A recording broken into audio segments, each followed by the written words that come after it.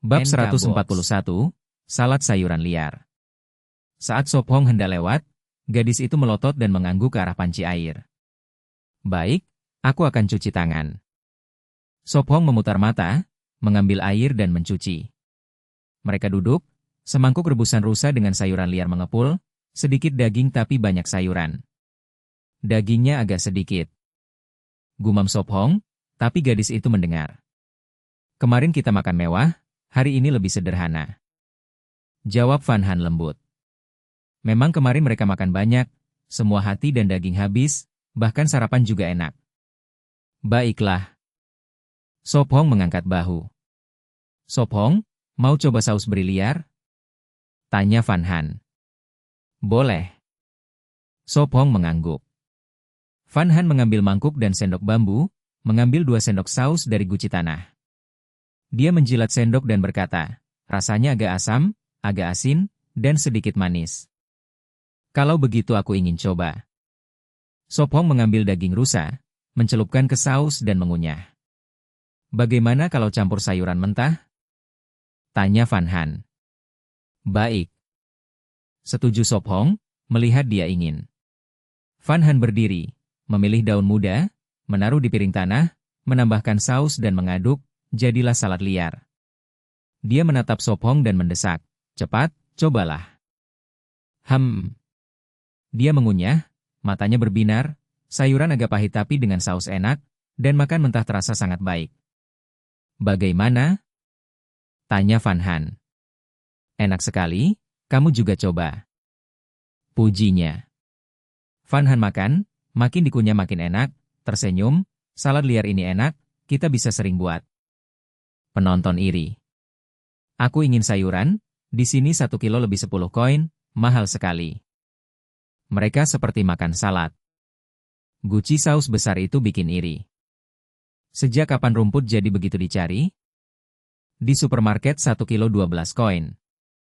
Mereka segera selesai makan malam, lalu tugas penting, membuat baju untuk Sop Hong.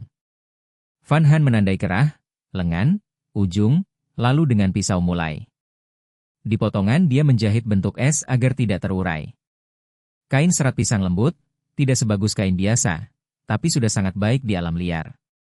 Setelah lebih 2 jam dia selesai bahu dan punggung. Dia berbalik dan memanggil, cepat coba.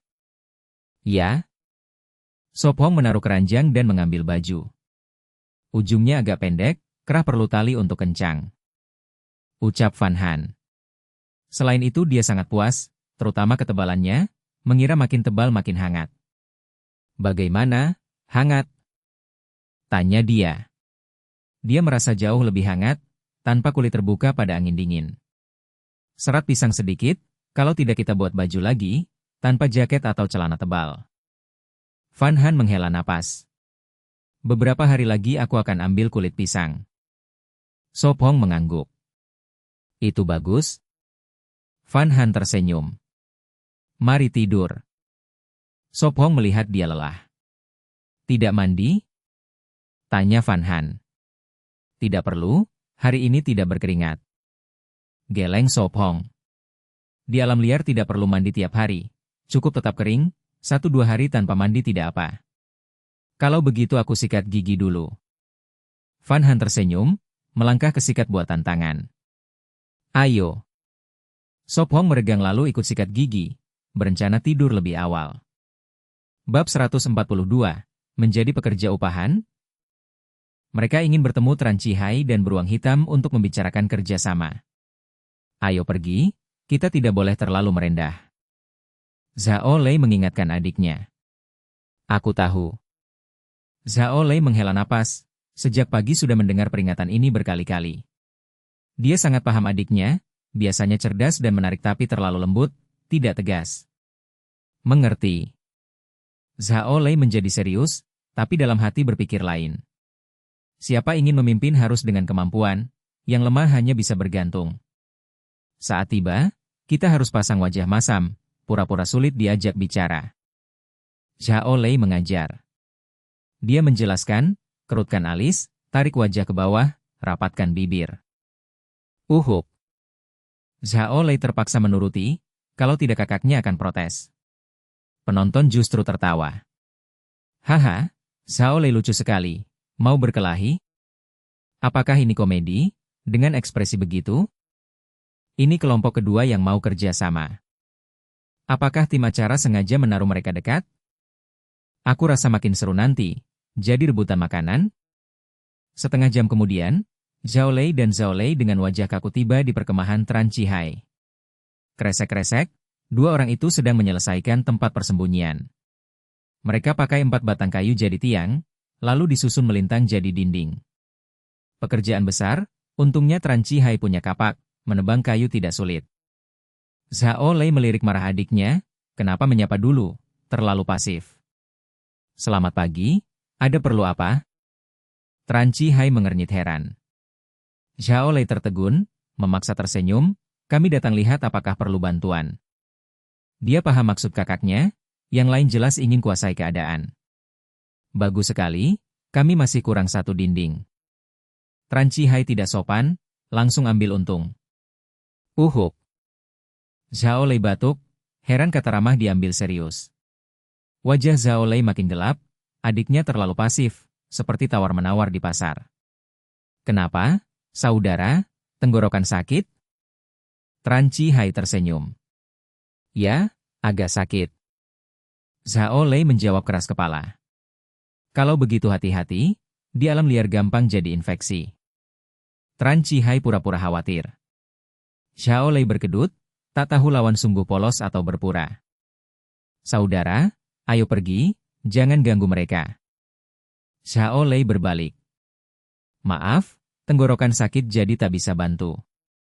Zhao Lei memegang leher. Ah, jangan pergi, sudah sarapan? Aku ada makanan. Tran Chihai mengundang. Makan? Kedua bersaudara berhenti, memandang wajah senyum itu. Makan bisa buat mereka lupakan harga diri. Pepatah bilang, makanan gratis siapa yang menolak? Tidak masalah, sarapan bersama kami. Tran Chihai tersenyum, kami temukan banyak hati palem, kalau tidak dimakan terbuang. Beruang hitam meringis, itu palem ditebangnya berhari-hari. Kami bantu habiskan. Zhao Lei tersenyum. Haha, mari duduk di kayu ini. Tran Chihai tertawa penuh arti, berkata pada beruang hitam, ambil beberapa hati untuk mereka coba. Baik. Beruang hitam membawa 5-6 buah. Aduh, terlalu lama jadi agak kuning. Tran Chihai menyesal. Kresek, Zhao Lei mengunyah keras, malah mengkritik, agak berserat, tidak renyah. Benar, terlalu banyak, kami tidak tahu kapan habis. Tran Chihai menyeringai. Tidak, palem di sana sudah kami tebang, jadi ke sini. Dia menutupinya. Benarkah? Zhao Lei tersenyum, tidak percaya. Supaya tidak sia-sia, bantu bangun tempat ini, ku beri hati palem. Tran Chihai menunjukkan licik. Siapa terima makanan jadi terikat, logika sederhana. Anak kaya, terdidik dan berpengalaman, mempermainkan saudara itu mudah. Berapa kau beri? Zhao Lei bertanya.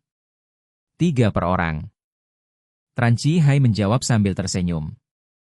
5 per orang. Zhao Lei menawar. Tidak, hanya 4, kalian sudah makan 1, tersisa 3. Tran Chihai tenang. 1 jam menebang, menyewa mereka seharian, untung besar. Kau? Zhao Lei terdiam, tak tahu menolak atau setuju. Kami setuju. Zhao Lei langsung menyela. Bab 143, Makhluk Paling Tangguh. Matahari bersinar tinggi, menyinari tanaman dengan cahaya hangat. Di tempat persembunyian, di dalam kantong tidur. Ngo? Yun Han mengernyit, memeluk perut, meringkuk, wajahnya pucat, keringat di hidung. Dia menggigit bibir, berbisik putus asa. Kenapa datang hari ini? Harinya salah. Jika kera menstruasi dibagi menjadi 4 tingkat, sebagian besar gadis berada di tingkat ketiga, yang paling sakit perlu obat. Tingkat ketiga tidak berbahaya, tetapi sangat tidak nyaman. Yun Han memegang perut, menggosok kepalanya, melirik keluar, tepat saat melihat Sop Hong memasak sarapan. Dia sudah lama berbaring di kantong tidur, pura-pura tidur, Tapi rasa sakit membangunkannya dan tetap memejamkan mata. Masalah pribadi ini, bahkan kepada Sophong dia tidak ingin mengatakan, berniat mengurusnya sendiri nanti. Dia menarik napas tajam saat rasa sakit datang lagi. Orang sering berkata, makhluk paling tangguh di bumi adalah wanita. Setiap bulan berdarah namun tetap penuh semangat. Hari-hari berantakan, ini benar-benar merepotkan. Dia menggertakkan gigi, melirik kalender kayu, menghitung mereka sudah di alam liar 13 hari. Dalam hatinya dia bergumam, hari ini tanggal 5 Oktober, 5 hari lebih awal dari perkiraan. Datang 5 hari lebih awal merusak semua rencananya, dia belum sempat membuat kain sanitasi. Apa yang harus kulakukan? Matanya kosong, merasa ini saat paling memalukan dalam hidupnya, ingin menggali lubang untuk bersembunyi. Kru program tidak berperasaan, peserta perempuan hanya mendapat satu pakaian dalam ekstra, tanpa persediaan. Atau katakan pada Sophong? Pikiran itu muncul, tapi bayangan canggung membanjiri pikirannya. Dia cepat menggeleng dalam kantong tidur. Tidak, sama sekali tidak, terlalu memalukan. Dia teringat kejadian 2 tahun lalu di sekolah, tidak ingin mengulanginya. Saat itu, menstruasi datang lebih awal, mengotori roknya, dia bersembunyi di kamar mandi, bingung. Lebih buruk lagi ketika Sophong berlari dengan sapu, menerobos ke toilet wanita, membuat teman-temannya menjerit. Setelah itu, rumor menyebar bahwa dia menggendongnya pulang. Sekarang, dia meringkuk gugup, takut mengotori kantong tidur, tidak nyaman. Setelah menyiapkan sarapan, Sophong menoleh, melihat kantong bergerak. Dia memutar matanya, mengira dia malas lagi. Yunhan, sarapan. Dia memanggil.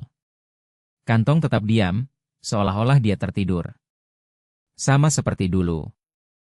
Dia tersenyum. Dulu, saat kram, dia hanya berbaring diam, bilang lebih enak begitu, menunggu dia pergi baru bereskan tempat tidur. Dia menepuk kepalanya pelan, berbisik, aku tahu kau sudah bangun, hadapkan wajahmu. Ngo? Dia pura-pura terbangun, mata setengah tertutup, pipi memerah, alis masih berkerut. Datangnya? Dia menyentuh pipinya dengan jarinya. Dia diam, mata menghindar. Diam, berarti aku benar.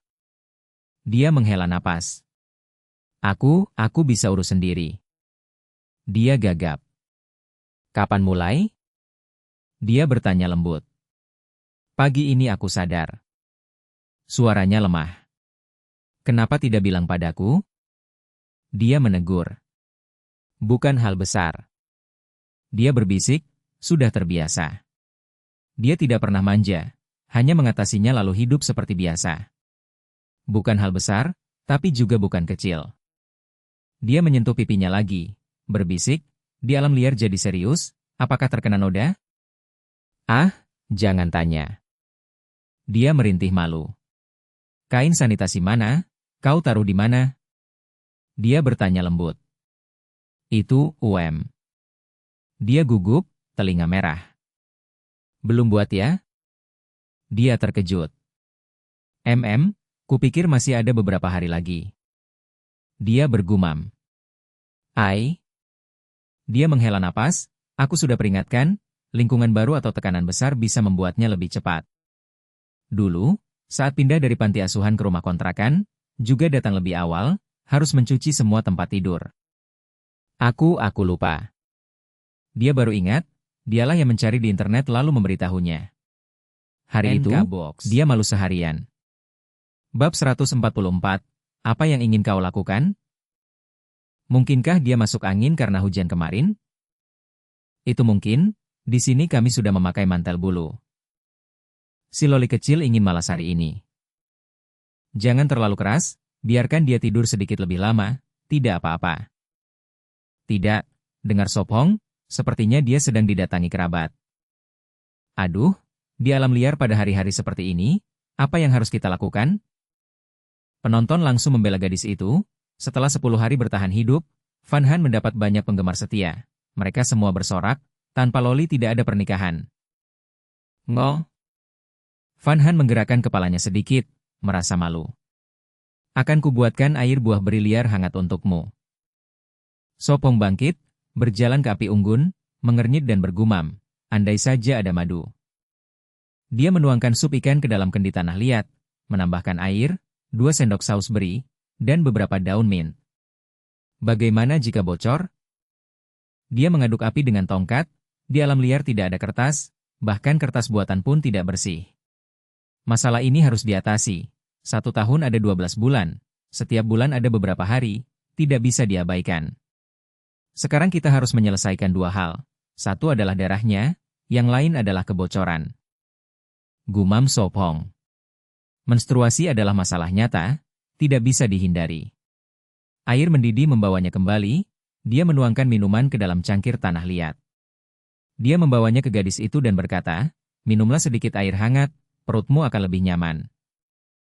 Tapi, wajah Van Han memerah, gagap.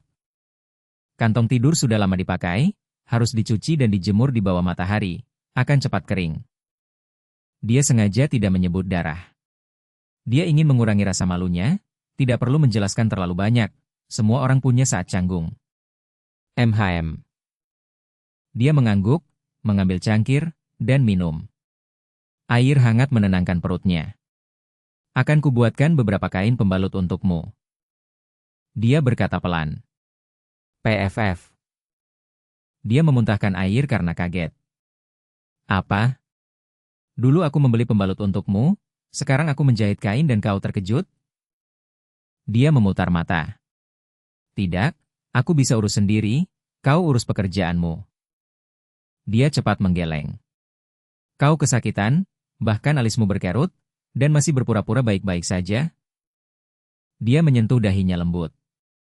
Hari pertama menstruasi selalu yang paling menyakitkan. Tidak, hanya air panas. Dia melebarkan mata, memaksakan senyum. Kau terlihat seperti karakter tertekan. Dia menggoda. Apa-apaan, kau banyak bicara. Dia manyun. Baiklah, akan kujahitkan beberapa kain, tunggu sebentar. Dia mengeluarkan tabung bambu berisi jarum dan kain. Sebenarnya, dia mencoba menghentikan. Tidak apa-apa, aku tahu caranya. Dia memotong, mengambil kain, dan bekerja di dekat api. Dia pernah mempelajari struktur pembalut, lapisan penyerap paling sulit ditiru. Jika hanya 2 lapis kain, tidak akan berhasil. Bagaimana cara menyelesaikan ini? Dia memiringkan kepala, berpikir. Sophong, potong saja beberapa kain dan itu cukup. Dia berkata malu-malu. Itu tidak akan berhasil. Dia berbalik, melihat dia memegangi perut, lalu tiba-tiba mendapat ide. Ada apa? Dia menyentuh wajahnya, bingung. Aku punya solusi. Dia tersenyum, mengambil kapak, dan pergi. Sophong, kau mau apa? Dia bertanya gugup. Mencari jawaban. Dia menjawab, lalu berjongkok di dekat kantong tidur. Di bawah tatapan kagetnya, dia memotong sudut kantong tidur. Gunakan kapas sebagai penyerap, itu akan berhasil. Dia berkata tegas. Ya ampun. Dia terkejut, lalu menegur, kau tidak boleh merusak kantong tidur, itu tempat tidur kita, kalau rusak bagaimana? Dia mengambil segenggam kapas dan kembali ke api. Benar-benar tidak mendengarku. Dia memandanginya, lalu tersenyum lembut, rasa sakitnya berkurang. Dia tertawa kecil, sementara dia tetap fokus, memotong beberapa kain. Dia berencana menjahit 2 kain dengan kapas di dalamnya, membuat pembalut sederhana. Menjahit seperti ini susah. Dia bergumam kikuk. Setelah menjahit, dia membaliknya, menyembunyikan jahitan. Bab 145, Pernyataan Garang. Tanpa sadar, Sophong dan Van Han sudah berada di puncak, penonton melewati 20 juta, hadiah mencapai lebih dari 5 juta yuan, menjadikan siaran langsung mereka yang paling banyak mendapat hadiah di antara 81 lainnya. Wow! Sophong hebat, dia bahkan membuat pembalut kain untuk Van Han. Ngotin Nguyet berkata dengan suara jernih. Matanya berkilau aneh, menatap layar di mana Sophong canggung menjahit kain. Adegan ini membuat banyak gadis tersentuh. Tidak peduli apakah seorang pria terampil atau tidak, selama dia membantu dengan tulus, jika gadis itu tidak materialistis, dia akan merasa terharu. Terutama bagi seorang gadis kaya seperti Ngotin Nguyet, yang tidak kekurangan apapun, adegan ini menyentuh hatinya. Aku penasaran, bagaimana Sop Hong bisa terpikir untuk memotong kantong tidur demi kapas, orang biasa tidak akan memikirkan itu. Hamin berseru. Benar, aku juga tidak akan terpikir. Fuong Lam mengangguk. Guru Ha, apakah acara tidak menyiapkan pembalut untuk gadis? Tanya Ngotin Nguyet. Tidak, semuanya harus ditangani oleh penantang. Hamin mengangkat tangan, berkata, 2 hari lalu 2 gadis menyerah hanya karena ini. Dalam bertahan hidup di alam liar, ada hal yang harus diselesaikan sendiri. Kata Fuong Lam tenang, di alam, pria dan wanita setara. Jika seorang gadis sendirian tanpa bantuan, apa yang akan dia lakukan? Ngotin Nguyet terkejut, berbisik, aku hanya bertanya, tidak bilang apapun. Ehem. Hamin dan Fuong Lam saling pandang canggung. Yah. Ngotin Nguyet minum air, menggeleng dan berkata, aku tidak bisa memikirkan cara yang lebih baik. Bagaimana dengan Enam Din? Hamin menoleh ke prajurit wanita diam. Biarkan saja mengalir. Jawab Enam Din dingin. PFF. Ngotin Nguyet menyemburkan air, menatap kaget wajah tenang Enam Din, begitu garang. Ehem, mari terus menonton siaran. Hamin batuk, cepat mengganti topik. Enam Din memiringkan kepala, merasa jawabannya tidak salah. Sop Hong terus menjahit, kikuk tapi puas. Setelah setengah jam 2 potong kain hampir selesai, hanya kurang kapas. Pertama disterilkan. Sop Hong menuang air ke tabung bambu, merebus setengah panci air baru lalu memasukkan kain. Kain sudah lama tidak dicuci, hanya air mendidih yang bisa mensterilkannya. Setelah 15 menit air mendidih deras, Sop Hong mengangkat kain dengan bambu, menggantung di bambu bersih dan meletakkannya dekat api. Kemudian dia mengambil pakaian bersih, mendekati Van Han dan berkata lembut, bersihkan darah dulu, kain akan segera siap. Ah! Bagaimana bisa? Van Han melihat celana yang diberikan dan cepat menggeleng. Malu sekali. Dia pikir lebih buruk dari memakai bra. Setelah dicuci akan baik-baik saja, jangan khawatir. Kata Sop Hong tenang. Van Han ragu, terdengar masuk akal. Tapi tetap sangat malu. Dia masuk ke kantong tidur. Gemerisik. Sop Hong melihat kantong tidur berputar, tersenyum, setelah beberapa kali kamu akan terbiasa. Dia terus mengeringkan kain. Saat sudah dingin, dia isi kapas, jahit lubang dan selesailah 2 pembalut. Selesai? Dia menghela napas puas. Dia memanggil, Van Han, sudah siap? Ya, ya. Suaranya terdengar lirih. Kalau begitu aku datang. Dia membuka kantong dan melihat wajahnya memerah. Dia tertawa, akan bersembunyi di sana selamanya? HMPH. Van Han mendengus malu. Ini, taruh di kasur. Dia memberikannya. Berhenti ragu, cepat ganti. Dia mendesak serius. Hehe. Van Han tersenyum diam-diam, merasa hangat. Berhenti melamun, ganti lalu sarapan. Dia mengingatkan lembut. Ah, Van Han menjawab panjang, wajah memerah masuk ke kantong. Bab 146, membangun tempat persembunyian baru. Kantong tidur bergoyang sedikit, beberapa menit kemudian Van Han dengan rambut berantakan keluar, dia mengenakan jaket lalu menggulung kantong tidur menjadi buntalan, di dalamnya ada pakaian yang sudah dicuci. Gadis itu memerah, menunduk tidak berani menatap Sop Hong, cepat mengambil sikat gigi dan cangkir bambu untuk berkumur.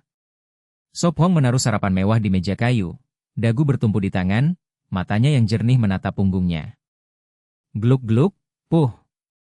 Van Han berkumur, menyeka wajah dengan handuk, berbalik dan bertemu tatapan Sop Hong, pipinya memerah. Dia malu berkata, kenapa kamu menatapku? Hom. Van Han manyun, duduk perlahan di kursi kayu, menyesap sup ikan. Mereka sarapan dalam diam, tak ada yang bicara. Dia merasa canggung, dia tak ingin memecah hening. Sop Hong, apa yang akan kamu lakukan nanti? Dia bertanya. Aku akan membersihkan tempat ini untuk membangun tempat persembunyian. Sop Hong meletakkan sumpit, berkata lembut, hari ini jangan kerja berat, istirahatlah. Ya, aku tahu. Van Han mengangguk patuh. Habiskan sisanya. Dia berdiri. Tebing ini sudah jadi dinding alami, hanya perlu menumpuk batu di 3 sisi lain, maka jadi 4 dinding. Dia berpikir. Batu banyak, yang kurang hanya lumpur untuk mengikat, tanah liat terbaik. Pertama bersihkan tanah.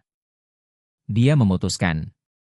Dia jongkok memindahkan batu, lebih dari 1 jam membebaskan area 7 atau 8 meter.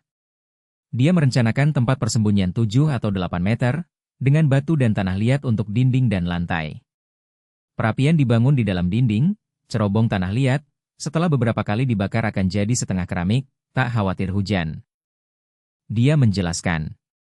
Dia temukan batu datar, menggambar dengan arang, sini tak perlu ditutup penuh, sisakan pintu samping ke jembatan. Kamar mandi dan toilet gabung, penting pembuangan bawah tanah, bambu bisa menyalurkan 10 meter ke hutan, tak ada bau. Semakin dipikir semakin banyak, akhirnya dia menahan diri, hanya yang perlu. Melihat gambar dia menghela napas, setidaknya 7 atau 8 hari baru selesai. Cepat karena batu sudah ada, kalau tidak lebih lama. Dia sempat pikir buat batu bata, tapi membatalkannya, karena butuh berbulan, memindahkan tanah liat saja butuh hari. Dia pergi minum, di gerbang melihat Van Han mencuci baju dan kantong di parit. Jangan terlalu lama di bawah matahari. Dia berseru. Ah! Van Han menoleh, berkata lembut, aku tahu, segera selesai. Ingat minum banyak air. Dia berkata. Baik.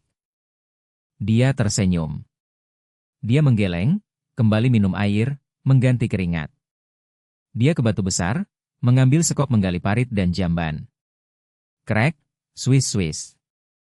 Van Han menjemur cucian, bertanya penasaran, Sop Hong, apakah tempat ini terlalu besar? Tempat persembunyian 7 atau 8 meter memang besar, tapi dengan batu yang sudah ada akan lebih cepat. Akhirnya selesai, tinggal menaruh bambu. Dia menghela napas. Bambu besar harus dibawa dari pantai, sudah habis, jadi ditunda. Pertama ratakan tanah. Dia memutuskan. Tanah harus tahan air, dia gali beberapa parit, taruh batu di atas, membuat lapisan isolasi alami. Parit terhubung ke perapian, asap membawa hangat. Musim panas cukup ditutup batu. Lebih dari 2 jam kemudian lantai batu selesai, dia lapisi tanah liat, dasar jadi. Dia melihat matahari, masuk ke tempat persembunyian, minum air, melihat Van Han mengolah kulit hewan. Sop Hong, kulit rusa ini bisa dipakai setelah kering. Dia menunjukkan. Kulit rusa dan kelinci sudah direndam air abu, lemak hilang. Buat baju untukmu, jadi tak perlu pakai jaket terus. Dia berkata. Ah, untukku? Dia terkejut. Kulit ini tak besar, pas untukmu. Dia melambaikan tangan. Tapi itu boros. Dia ragu. Sudah diputuskan, kamu punya baju, aku masih bisa pakai jaket. Dia berkata tulus. Jaket adalah satu-satunya hangatnya, kalau hujan dia masih bisa memakainya ke hutan. Bab 147, Salju Musim Dingin. Persembunyian memiliki pagar berduri untuk melindungi, sangat aman. Sop Hong tidak akan salah mengatur, makanan lebih penting. Jika aku akan membunuh lebih banyak rusa. Sekelompok orang hanya tahu menyombongkan diri, bicara masuk akal, tetapi di alam liar mereka tidak akan bertahan sehari. Tolong pelajari geografi, Pulau Xuan Nguyet di musim dingin tertutup salju. Jadi para penantang itu sudah pergi? Penonton berdebat tiada henti, tetapi tidak memengaruhi rencana Sop Hong. Dia menatap matahari, menyadari sudah lewat jam 4 sore, hanya tersisa 2 jam sampai gelap. Aku akan membawa pulang tanah liat. Katanya pada gadis itu. Pergilah. Van Han memikirkan cara membuat pakaian dari kulit rusa. Dia setuju, menyimpan jaket untuk kegunaan lain, menjahit kulit menjadi pakaian untuk dirinya. Sop Hong membawa keranjang bambu dan sekop militer. Untuk membangun tembok batu perlu perkat, zaman dulu memakai beras ketan.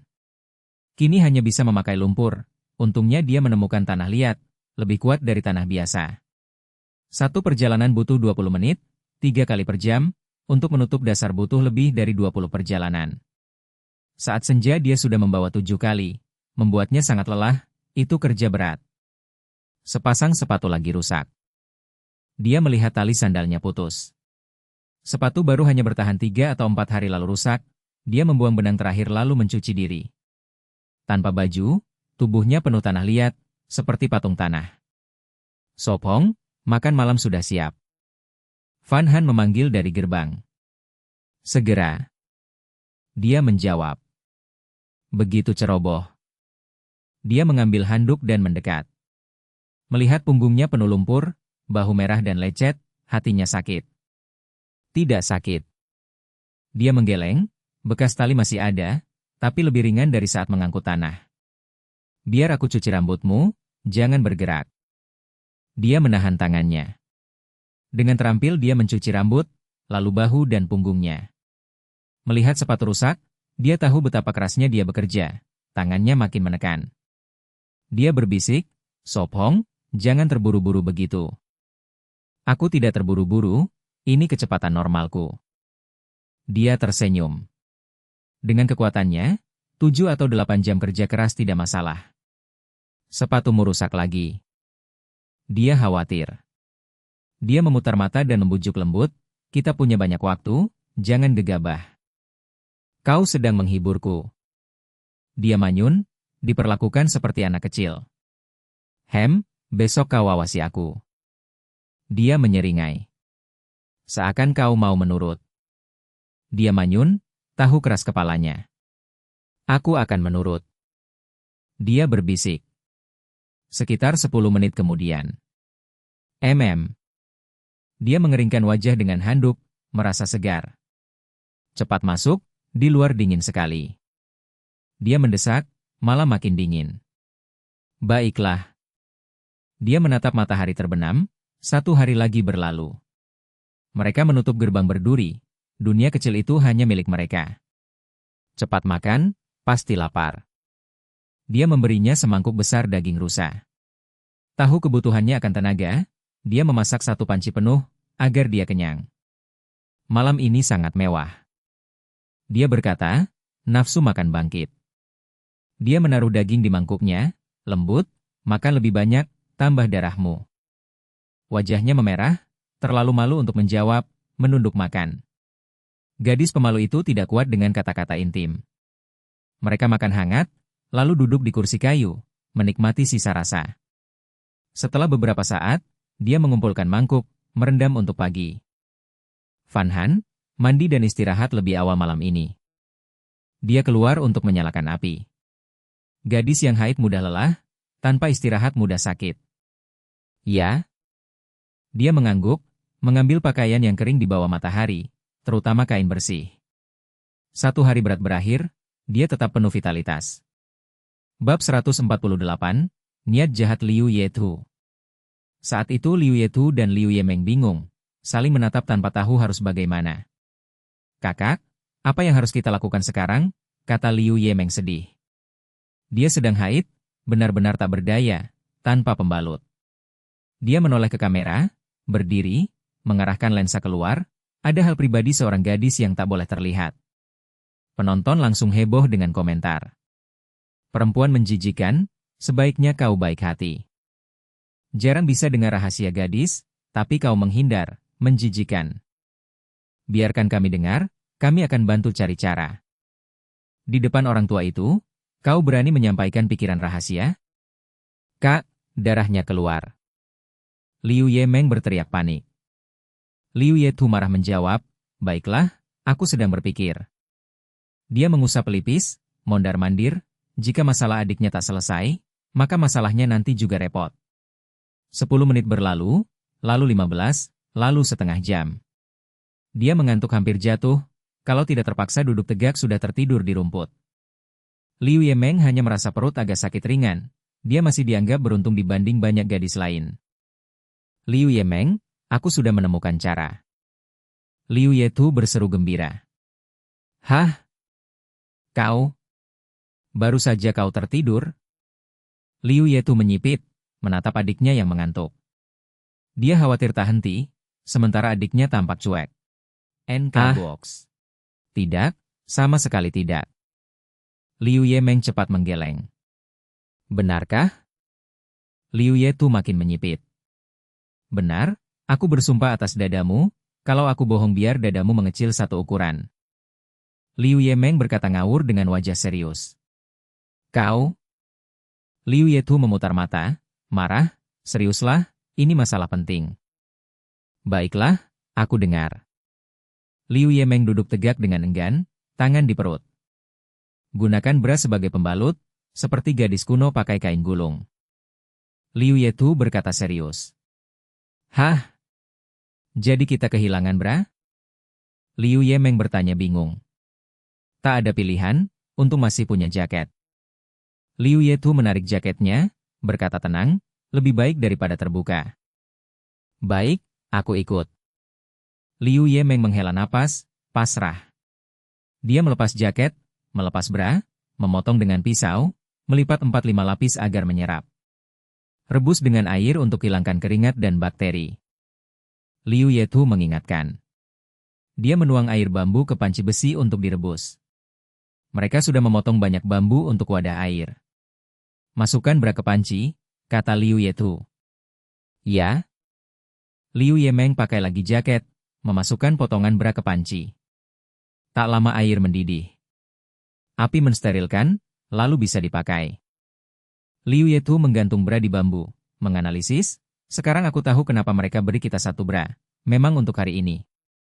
Benarkah? Liu Yemeng masih ragu. Hanya dugaanku, jawab Liu Yetu. Lebih 10 menit kemudian. Baik, setengah ini untuk lap darah. Liu Yetu menyerahkan. Sudah siap? Dia bagi setengah lain jadi 2, melipat 4-5 lapis, 1 dipakai sekarang, 1 untuk besok. Baik, berikan padaku. Liu Yemeng berkata. Ini. Liu Yetu menyerahkan. Beberapa saat kemudian, Liu Yemeng keluar dengan jaket, membawa celana pendek berdarah. Besok pagi cuci bersih, kalau tidak kau tak punya celana. Liu Yetu memutar mata. Mereka belum mencuci pakaian, hari-hari lalu hanya sore, keringkan di api. Sekarang malam, tak berani keluar. Mengerti? Jawab Liu Yemeng cepat. Besok kita tak keluar. Liu Yetu menghela napas. Jangan bodoh. Dia menepuk lengan adik, berkata tenang, sekarang kau bawa bau darah, aku takut menarik binatang buas. Masa? Liu Yemeng berseru tak percaya. Jangan ragu, berita pernah melaporkan di daerah Long Nga ada wanita diserang beruang karena haid. Liu Yetu berkata tegas. Aku? Liu Yemeng membuka mulut tanpa kata. Beberapa hari ke depan kita gali lubang tikus bambu, ada banyak, buka saja, pasti tertangkap. Liu Yetu menggertakkan gigi penuh niat jahat. Memang bukan salahnya berpikir begitu, tikus bambu terlalu licik, hanya cara kejam bisa menangkap. Hah? Ide itu bagus. Mata Liu Yemeng bersinar, dia belum pernah coba. Bab 149, membuat tempat tidur. Van Han sedang menyisir rambut panjang hitamnya, agak kering dan sakit saat disentuh, di alam liar tidak pernah halus. Dia sangat menyayanginya, karena seseorang pernah berkata suka gadis berambut hitam lurus, jadi dia selalu merawat.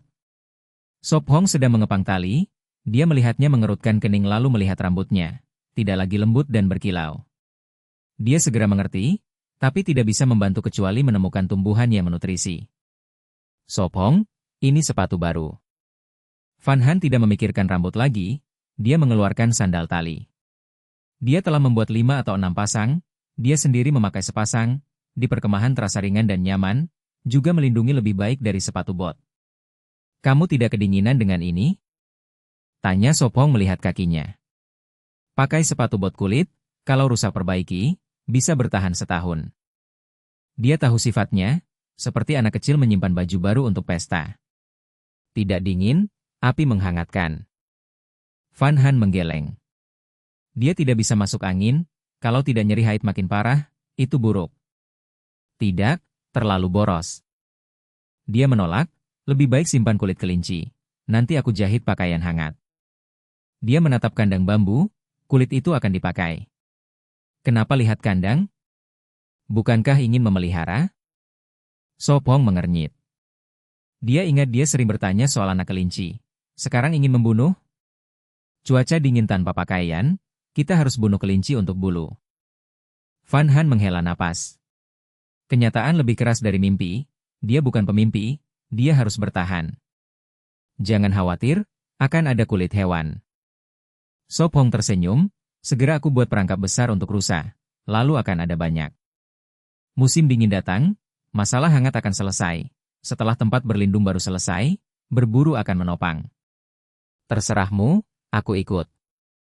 Dia tidak tahu soal berburu. Baiklah. Dia mengeluarkan setengah kulit rusa, hanya cukup untuk mantel, tidak untuk baju panjang. Pertama buat tempat tidur, jadi saat tempat berlindung selesai kita bisa tidur di dalam. Pikir Sop Hong. Sleeping bag bagus tapi sempit. Tempat tidur lebih baik, nanti kulit bisa jadi selimut dan kasur. Manusia selalu cari kenyamanan. Malam senggang dia ingin buat ranjang bambu kayu. Mengukir papan kayu susah, bambu lebih mudah. Gunakan 4 batang kayu ini untuk tiang. Dia cepat memilih. 4 batang sebesar betis, ujung dipahat agar pas dengan palang, bagian tengah diberi takik V untuk mengunci. Begitu terbentuk rangka persegi, panjang 2 meter, lebar 1,8, kuat sekali. Jadi saat berbalik tidak goyah atau berderit. Sop Hong, ranjang ini terlalu besar. Van Han terkejut, setengah gubuk penuh. Tidak apa, tempat baru cukup besar. Dia tersenyum, memiringkan rangka agar hemat tempat. Dia melihat sekitar, hanya ada bambu pendek, tidak cukup untuk papan. Sepertinya segera kita harus ke pantai ambil bambu. Dia mengernyit, memutuskan menyelesaikan dasar dan dinding dulu. Dinding perlu waktu mengeras, sambil itu bisa lakukan hal lain. Van Han menguap, matanya lelah di cahaya api. Cepat tidur. Sop Hong mendesak. Kalau kamu? Tanya dia. Aku harus berjaga. Dia memakai sepatu, keluar, baru 2 hari sejak berburu, binatang pintar mungkin mengintai. Sop Hong, jangan ikut. Dia merah dan menegur, aku bisa sendiri. Tidak, tubuhmu berbau darah, binatang akan menyerang. Jawabnya tegas. Aku. Dia makin merah, tak berani membantah, seperti anak kecil lari ke kandang. Lebih baik hati-hati. Dia mengangkat bahu, dalam gelap dia melihat mata hijau menyala. Lagi. Dia jongkok, mengambil batu besar dan melempar keras. Swoosh. Penyergapan diam-diam. Dia geram. Boom. Batu menghantam pohon keras, menakuti binatang pergi. Suatu hari aku akan bunuhmu. Dia menyipit, binatang itu sangat waspada. Bab 150, mengusap perut. Baik, mari kita kembali. Yan Han memerah dan keluar dari sangkar kayu. Suo Feng mengangguk, matanya mengikuti jejak binatang itu, melihat apakah akan kembali. Yan Han berkedip dan bertanya curiga. Suo Feng, ada apa?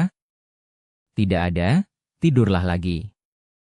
Ia menepuk debu dari tangannya dan mengikutinya ke tempat berlindung. Sesampai di sana, atas desakannya, ia masuk ke kantong tidur. Ini, minum air hangat lalu tidur lagi, akan lebih enak. Ia membawa mangkuk tanah liat.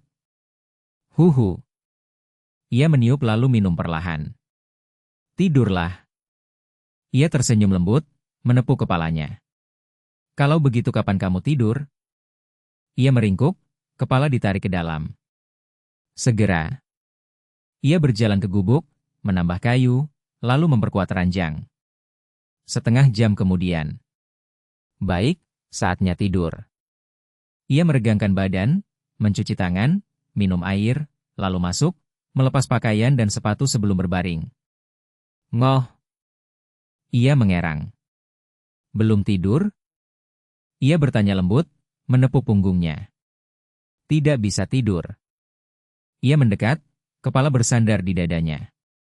Ia diam, menggosok wajah di dadanya, tangan di perut. Diamlah, Aku pijatkan. Ia berkata lembut. Dulu, saat ia haid, sakitnya membuat sulit tidur, dan ia selalu memijat perutnya seperti kompres hangat. Ia mengangguk malu, suara kecil. Ia meletakkan tangan di dadanya, lalu berbaring telentang. Ia menjawab pelan, menarik bajunya. Ia menempelkan tangan di perutnya, memijat pelan, bertanya, lebih baik? Ngoh, tidak terlalu sakit. Wajahnya merah, menoleh tanpa menatap. Tidurlah. Ia berkata lembut, terus memijat. Baik. Ia berbisik. Ia menguap pelan, memijat sampai hangat, mengulang hingga napasnya teratur, lalu berhenti. Tandai. Ia memerintah dalam hati. Layar virtual muncul, hari ke-16 menyala. Aha. Ia menguap, tak menyangka terjaga sampai fajar. Ngoh, tidak. Ia berbalik, memeluknya seperti gurita, bergumam dengan senyum mimpi. Ia tersenyum hangat dan memejamkan mata. Keesokan paginya. Saat ia bangun, ia sudah tidak ada, meski aromanya tertinggal. Bangun sepagi ini, ia meregang, mencari. Di dekat gubuk, ia sedang memasak sarapan. Kenapa tidak tidur lagi? Bagaimana tubuhmu? Ia mengernyit, heran mengapa hari ini ia yang malas. Ia keluar, berpakaian, dan mendekat. Aku jauh lebih baik. Ia menunduk, ingat semalam, pipi memerah. Itu bagus. Ia lega. Cepat sikat gigi, sarapan sudah siap. Ia mengaduk panci, memasak sayuran liar, jamur, dan daging rusa. 15 menit kemudian, setelah makan, ia mencuci panci lalu mengambil air. Hati-hati di jalan. Ia menambah kayu, merebus air agar nanti saat ia pulang masih ada air dingin. Ia juga sibuk mencuci, mengepang tali, membentuk tanah liat. 20 menit kemudian, ia kembali dengan tanah liat, terus bekerja sampai siang. Suofeng, minum dan istirahat. Ia memanggil. Baik. Ia mengusap keringat, menerima mangkuk. Gluk-gluk. Ia minum 2 mangkuk sebelum berhenti. Tanah liat masih kurang? Ia membantunya menyeka keringat, bertanya, kalau begitu, sore ini aku ikut menggali, akan lebih cepat. Tidak usah, sore ini 2 kali perjalanan sudah cukup. Ia menggeleng, melihat pondasi, hanya sudut belum tertutup. Tapi dinding juga butuh tanah liat. Ia berkacak pinggang. Ingat kata Liu Feng, batu harus dipasang dengan tanah liat. Kamu istirahat saja sampai sehat. Ia tersenyum, menolak. Ah, baiklah. Ia manyun, berbalik, menuang air ke kendi, lalu mulai menyiapkan makan siang. Bab 151, Pembangunan Dinding Indah. Setelah makan siang, Sop Hong membawa keranjang bambu untuk menggali tanah liat, sementara gadis itu mencuci mangkuk dan mengelapnya dengan tali. Lebih dari 1 jam kemudian, ia kembali dengan 4 beban tanah liat, sebagian untuk pondasi, sisanya untuk dinding. Sop Hong, minum air mint. Van Han membawa cangkir tanah berisi air dingin dengan daun mint. Baik. Klak, klak. Ia menerima cangkir itu, meminumnya beberapa teguk, mengunyah daun, rasa pahit segar membuatnya segar kembali. Ia melihat tanah liat dan bertanya, apakah hari ini mulai membangun dinding? Ya, hari ini hanya sedikit. Ia menyeka keringat, mengipas dengan daun. Setelah minum, ia menghela napas, menyegarkan. Cuaca panas, istirahat sebentar. Katanya lembut. Baik. Ia mengangguk. Biar aku lap keringatmu. Ia menatap tubuh kuatnya, berpikir, bagaimana hanya 10 hari lebih, tubuhnya jauh lebih baik. Tidak perlu, sebentar lagi aku berkeringat lagi. Ia menggeleng, tahu panas akan membasahi lagi. Kalau begitu aku lap nanti. Ia memutar mata, memakai kain bekas mengusap keringatnya. Ia tersenyum pahit dan tidak bicara. Ia mengusap 2 kali sebelum berhenti. Cukup, itu sudah. Ia mengetuk batu di samping, menyuruhnya duduk. Mereka duduk di bawah pohon, sambil menganyam tali. Setengah jam berlalu. Saatnya bekerja. Ia minum air mint, pergi ke tumpukan batu. Aha. Ia menguap, dengan mata lelah bertanya, Sop Hong, bagaimana kau akan melakukannya? Sejak siklus bulanan, ia mudah lemah. Tunggu dan lihat. Ia berjongkok, menata batu, memperbaikinya dengan tanah liat, mengikat tali tegang sebagai panduan. Sore hari, penonton melihat mereka jelas. Penonton berada di peringkat pertama, lebih dari 20 juta menonton. Ngotin Nguyat menatap penasaran. Apakah dia membangun dinding? Ya, tapi mengapa menarik tali? Hamin bertanya, Guru Fuong, tahu? Kalau tidak salah, tali itu seperti alat waterpas sederhana. Tebak Fuong Lam, teringat pekerja desa. Alat waterpas? Hamin terkejut, tak menyangka begitu sempurna. Tidak persis. Fuong Lam meringis, bahkan dia tidak sedetail itu. Ngotin Nguyat berbisik, seperti dugaan, Sop Hong hati-hati. Hamin tersenyum dalam hati dan berkata, mari kita lihat apa yang ia lakukan selanjutnya. Ia mengikuti tali, menaruh tanah liat, meletakkan batu, menyelesaikan lapisan pertama lalu kedua. Sop Hong, bagaimana kau tahu membangun dinding?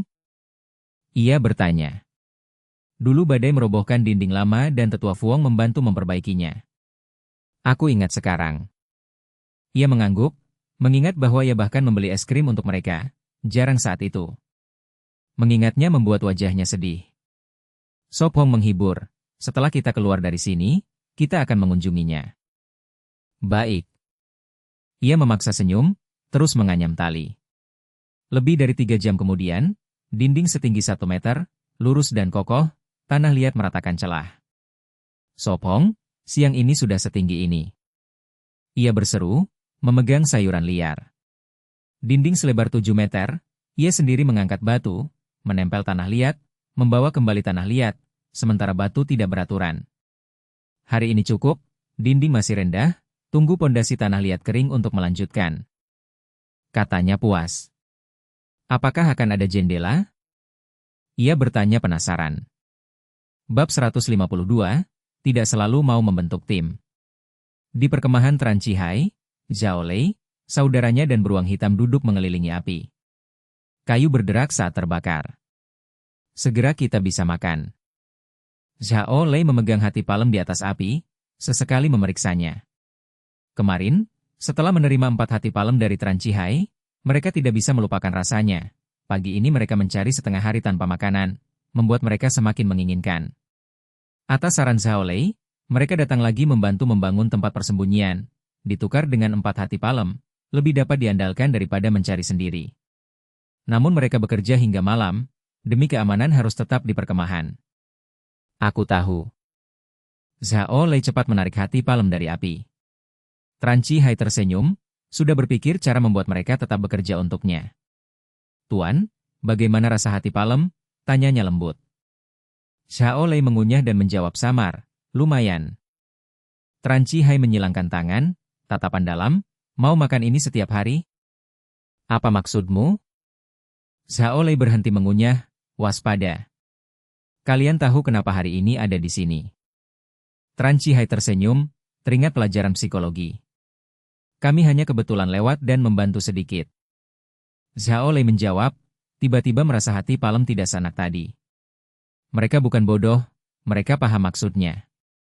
Mari bekerja sama, 2 orang saja tidak akan bertahan lama, kami tahu cara mencari makanan. Tran Chihai menatap percaya diri. Setelah seharian mencoba dan memberi mereka rasa, sekarang lebih mudah membujuk. Mereka saling memandang, tahu dia benar, tapi jika setuju kendali akan hilang. Melihat ragu, Tran Chihai tersenyum. Musim dingin segera datang. Hanya kalian berdua peluang menemukan makanan lebih kecil, tingkat bertahan hidup lebih rendah daripada 4 orang. Zhao Lei ragu, menatap saudaranya. Zhao Lei bertanya, bagaimana bentuk kerjasama? 4 orang mencari makanan dan bertahan bersama. Tran Chihai mengangkat hati palem. Sejujurnya, aku merasa kita rugi. Zhao Lei menekan bibir, sadar keunggulannya. Jika sampai akhir, bagaimana bagi hadiah? Zhao Lei bertanya inti. Sedikit atau banyak, kita bagi rata. Atau jika terlalu banyak orang merepotkan, tidak apa. Tran Chihai berkata tenang. Kita perlu membahas. Zhao Lei memberi isyarat. Baik. Tran Chihai melambaikan tangan santai. Mereka ragu lalu menyepi berbisik. Apakah dia bisa dipercaya? Zhao Lei berbisik. Percaya atau tidak, dia benar. 4 lebih mungkin bertahan daripada 2. Zhao Lei condong pada kerjasama. Keahlian bertahan hidup mereka tampak tak berguna di pulau ini, kini hanya bisa bergantung pada orang lain. Zhao Lei menganalisis, perangkap atau tidak, sementara kita tidak rugi. Kita kerjasama dulu, nanti putuskan. Dengan keputusan, mereka kembali. Bagaimana? Tanya Tran Chihai. Jika kami makan, kalian juga, jawab Zhao Lei. Tran Chihai mengulurkan tangan, tersenyum, kerja sama bahagia. Kerja sama bahagia. Zhao Lei menjabat tangan, menyegel aliansi.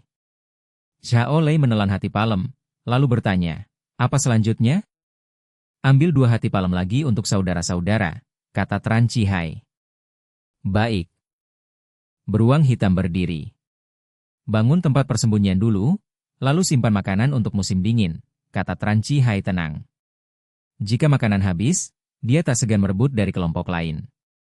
Di ruang pemantauan, Hamin dan yang lain menonton langsung. Penonton berkomentar. Tran Chihai tidak baik, senyum palsunya menjijikan. Dia pintar, tidak seburuk itu. Seperti semua penuh intrik, tak ada yang baik. Setuju. Semua jadi conan, aku Bao Zeng. Apakah saudara Zhao berencana menyusup?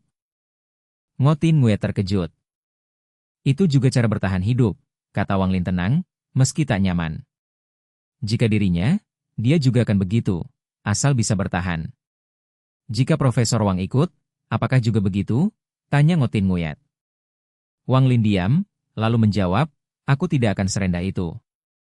Kini dia kecewa pada saudara itu. Aku curiga nanti akan lebih banyak tim, kata Hamin serius. Yang mampu belum tentu mau membentuk tim. Wang Lin menyimpulkan. Bab 153, Jejak Babi Hutan. Matahari bersinar tinggi dan hari ini cerah. Sop Hong membuka mata, menoleh melihat gadis berbaring tengkurap di atasnya, senyum tipis menghiasi bibirnya. Semalam mereka makan semur rusa dengan sayuran liar, lalu duduk bersembunyi memainkan tali dan berbicara hingga larut malam. Sebelum tidur ia mengusap perutnya dengan lembut dan tanpa sadar keduanya tertidur. Sop Hong perlahan menggeser tubuhnya dari atas dirinya. Ngo? Van Han mengeluarkan suara ngantuk yang manis lalu berputar berpura-pura tidur, meski bulu mata gemetar dan pipi memerah membocorkan fakta itu. Ia tidak membongkar sandiwara itu. Ia keluar dari kantong tidur, berpakaian, dan pergi dari persembunyian. Tandai. Ia berpikir, lalu muncul layar simulasi, angka MIBE menyala. Tersisa 4 hari, gumamnya. Menyibak semak, ia keluar dan meninjau camp seperti biasa. Haum? Alisnya berkerut melihat lumpur di parit terguling dan banyak jejak kaki. Ia jongkok memeriksa jejak sebesar genggaman, membandingkan cepat dalam kepala. Sop Hong, kau sedang apa? Van Han keluar membawa panci besi untuk mengambil air sarapan. Pagi ini ada babi hutan lewat sini. Ia menunjukkan. Babi hutan? Benarkah? Ia terkejut dan berlari mendekat.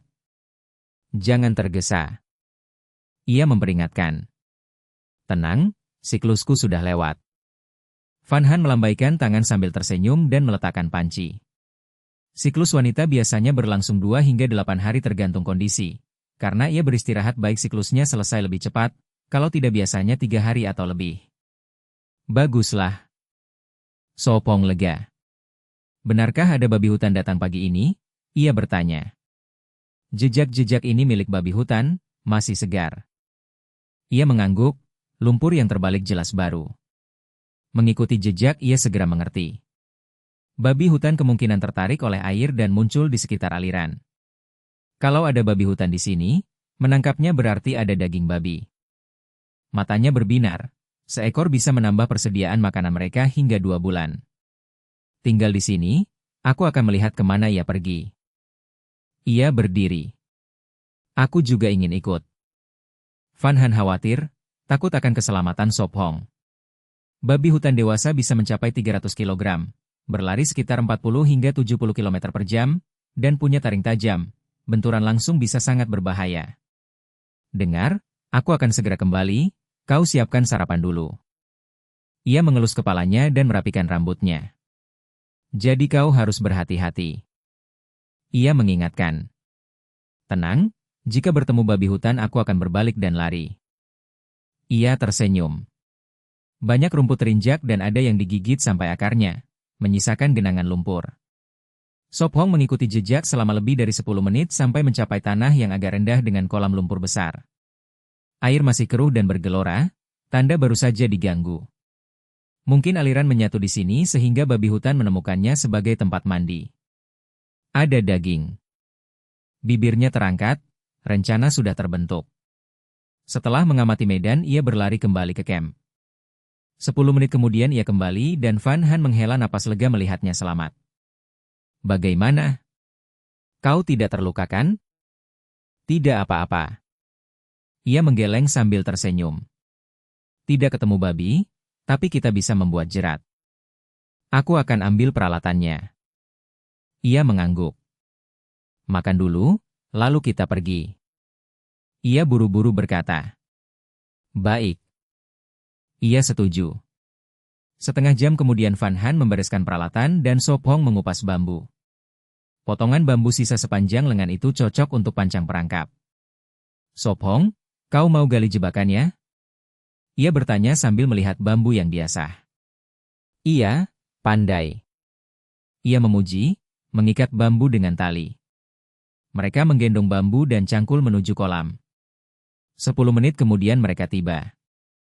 Kau bilang babi hutan akan kembali ke sini? Ia bertanya. Betul. Ia menunjuk tanah kosong sejauh 1 meter dari kolam. Kita gali di sini. Di hadapan mereka rumput tertindih, jelas jalur babi hutan. Lebih dari 2 jam kemudian sebuah lubang lebar 1,5 meter dan dalam 1 meter sudah selesai. Tanah lembab memudahkan penggalian. Iya. Melompat ke dalam dan menancapkan pancang bambu ke dasar. Bagus, sekarang tutupi. Ia terengah-engah, menarik tangannya keluar dari lubang. Bagaimana kita akan menyamarkannya? Ia bertanya penasaran. Bab 154, mencapai penyucian. Sop Hong mengibas lumpur dari tubuhnya dan memandang sekeliling. Berkata, patahkan beberapa dahan dan tutupi lubang itu, cukup seperti itu.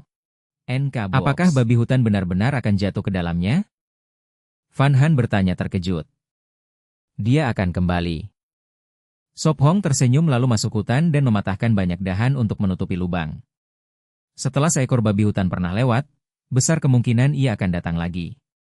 Ia menaburkan tanah kering dari keranjang bambu di atas dahan sehingga tempat itu tampak seperti jalan tanah biasa. Apakah hewan lain bisa merusak jebakan ini? Van Han khawatir. Kalau tidak dapat menangkap babi hutan, menangkap hewan lain juga boleh. Sop Hong menjawab sambil tersenyum. Mendapatkan babi hutan tentu terbaik, tetapi jika tidak masalah, tidak semua berjalan sesuai rencana. Sop Hong, apa lagi yang harus kita lakukan? Van Han mengibas jaketnya yang kotor. Potong lebih banyak dahan dan pagarilah sekelilingnya. Sop Hong mengelap keringat lalu membawa kapak menuju hutan. Aku ikut. Van Han mengikuti. Lebih dari setengah jam kemudian mereka mengumpulkan cukup dahan. Mereka menutup sebagian besar jalan keluar, menyisakan hanya jalur kecil yang biasa dilalui babi hutan. Di siaran langsung, komentar membanjiri layar. Ini hari libur dan penonton baru bangun bingung. Mereka sedang apa? Ada yang jelaskan? Sop Hong dan Van Han sedang memasang jebakan untuk babi hutan. Berani sekali, berani menangkap babi hutan. Itu hanya babi, aku bisa menjatuhkannya dalam beberapa menit. Bodoh, tahukah kau betapa berbahayanya babi hutan? Seekor babi hutan bisa membuatmu terbaring 3 hari 3 malam. Aku curiga ada motif lain, tapi tak ada bukti. Silakan duduk dan saksikan pertunjukan. Di ruang kontrol, sutradara mengalihkan kamera ke Sop Hong dan Van Han. Ngotin Nguyet yang semula bingung langsung cerah. Ia bertanya, mereka sedang apa? Sepertinya memasang jebakan untuk menangkap babi hutan. Hamin berkata sambil membaca komentar yang sama. Babi hutan tidak mudah ditangkap. Fuong Lam menambahkan dengan nada serius. Guru Fuong, apakah babi hutan seberbahaya itu? Ngotin Nguyet bertanya, ia tumbuh di kota dan tidak tahu perbedaan antara babi hutan dan babi domestik. Ia pernah bertemu babi hutan saat berkelana, mencoba menangkapnya untuk dimakan tetapi gagal, diteruduk, dan harus berbaring 2 bulan untuk pulih. T6 Din berkedip dan mengepalkan bibir, tidak mengungkap bahwa ia pernah membunuh seekor sendiri. Jika beruntung, mereka mungkin benar-benar bisa menangkap satu. Fuong Lam berkata dengan haru. Ia mengira mereka akan tersingkir, namun ternyata mereka yang paling mahir bertahan hidup. Mari kita tunggu pertunjukannya. Hamin mencairkan suasana. Baiklah, kita kembali dan lihat lagi malam nanti. Sop Hong melambaikan tangan, memilih menunggu kedatangan babi hutan. Di cuaca panas ini, babi hutan kemungkinan besar kembali sore nanti. Ya? Van Han mengangguk. 10 menit kemudian mereka kembali ke perkemahan dan membersihkan lumpur di selokan. Van Han membuka semak berduri dan mengisi panci besi dengan air untuk merebus teh mint. Nyalakan api, aku pergi mengambil tanah liat. Sop Hong istirahat sebentar lalu mengangkat keranjang bambu dan sekop. Aku ikut. Van Han menggantung panci dan memasukkan beberapa daun mint. Ayo. Sop Hong tersenyum. Aku coba menangkap ikan atau udang. Van Han membawa keranjang kecil dan berniat mencari di sungai. Mereka berangkat dengan peralatan. Beberapa menit kemudian di tepi sungai, Sop Hong menggali tanah liat dengan sekop. Van Han mengetuk rumput dengan tongkat, waspada terhadap ular. Setelah memeriksa, ia melepas sepatu, masuk air, dan mencari. Ia menemukan beberapa siput seukuran ibu jari dan memasukkannya ke keranjang. Daging sedikit, tetapi tetap menambah persediaan makanan. Airnya jernih, aku bisa melihatnya. Van Han mengangkat rambutnya yang basah. Sop Hong mengingatkan, jika berbahaya, lari ke perkemahan dan panggil aku. Di alam liar, selalu harus waspada walau hanya terpisah sesaat. Baik. Van Han menjawab, matanya tertuju pada air dangkal di mana ia melihat seekor kepiting lewat. Ia mendekat perlahan dan menangkapnya dengan tangan. Melihat kehati-hatian itu, Sop Hong tersenyum dan membawa keranjang kembali. 10 menit kemudian ia kembali dan melihatnya berseri-seri. Hatinya terasa dibersihkan. Sop Hong, lihat, aku menangkap 2 kepiting. Van Han bangga menunjukkan. Bagus, malam ini ada hidangan baru. Sop Hong memuji. Jangan terlalu lama di bawah matahari, hati-hati terkena heat stroke. Ia meletakkan tangan di dahinya untuk merasakan suhu. Tahu. Van Han menengadah dan berkedip dengan mata yang bening. Bab 155, tiba-tiba melolong. Setelah menangkap 2 kepiting, Van Han masih membantu menggali tanah liat, bahkan membuat sebongkah lumpur, dan akhirnya keduanya pergi ke sungai untuk mencuci sebelum kembali. Basah oleh keringat, Sop Hong membawa keranjang bambu di belakang gadis itu, dan mereka kembali ke perkemahan. Sop Hong, istirahatlah sebentar, aku akan ambilkan air mint untukmu. Van Han membawa keranjang dan berlari ke tempat persembunyian. Sop Hong, cepat minum air ini. Van Han membawa 2 mangkuk tanah liat dengan hati-hati. Kau juga minum. Sop Hong menerima mangkuk itu dan setelah minum ia berkata. Aku sudah minum, kau harus minum juga. Van Han menawarkan mangkuk yang lain. Melihat bibirnya masih basah, ia menerima mangkuk itu dan minum beberapa teguk. Melihatnya berkeringat deras, dia bertanya khawatir, perlu lagi? Masih ada di panci. Biarkan, tuang saja ke kendi tanah liat dan nanti kita rebus lagi untuk makan siang. Sop Hong melambaikan tangan, duduk di bawah pohon dekat batu, berencana istirahat lalu melanjutkan membangun dinding. Dia mengangguk dan kembali dengan mangkuk. Dia melihat dinding batu setinggi 1 meter, merenung sebentar lalu kembali ke tempat persembunyian. Tak lama kemudian dia keluar dengan kapak dan masuk hutan. Lebih dari 10 menit kemudian, dia kembali membawa beberapa kayu setebal lengan.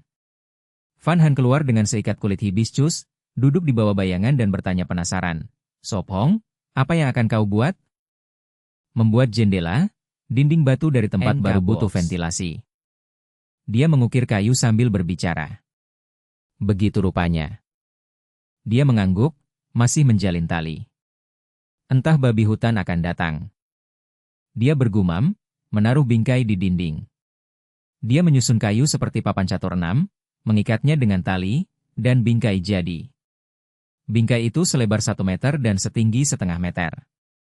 Dia mencobanya di dinding, menandai tempat, jadi saat membangun cukup sisakan ruang. 3 dinding sudah dibangun, dia juga membakar tanah liat sampai setengah keramik untuk memperkuat, lalu memasang bingkai. Besok kita pergi ke pantai memotong bambu, menjalin jendela, lalu sempurna. Dia tersenyum. Ya, kita perlu membawa bambu. Dia tersenyum lagi. Bambu akan diperlukan untuk banyak hal, dari tempat baru hingga peralatan rumah tangga. Di pantai kita juga harus membuat garam, memungut rumput laut, dan melihat apa yang bisa dimakan. Van Han menghitung dengan jari. Mendengar rencananya, dia tersenyum, memindahkan batu dan membangun dinding lain. Demi keamanan, dia berencana membangun 3 dinding setengah, biarkan mengeras lalu lanjutkan. Akan butuh 5 hari, pada kecepatan ini bisa tercapai. Setelah lebih dari 3 jam, cuaca menjadi sejuk, masih ada waktu sebelum gelap. Dia memperbaiki batu terakhir, dinding kedua sudah setinggi yang pertama. Sop Hong, istirahatlah sebentar. Van Han mengingatkan. Baik. Dia membersihkan tangan dan pergi ke bayangan. Tiba-tiba, dia mendengar suara samar.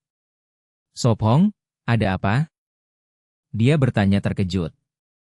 Seperti jeritan. Dia miringkan telinga mendengarkan. Berkat tubuh yang diperkuat, pendengarannya jauh lebih tajam. Benarkah? Aku tidak mendengar apa-apa. Dia berkata kaget. Matanya berbinar, dia berkata bersemangat, ayo kita lihat.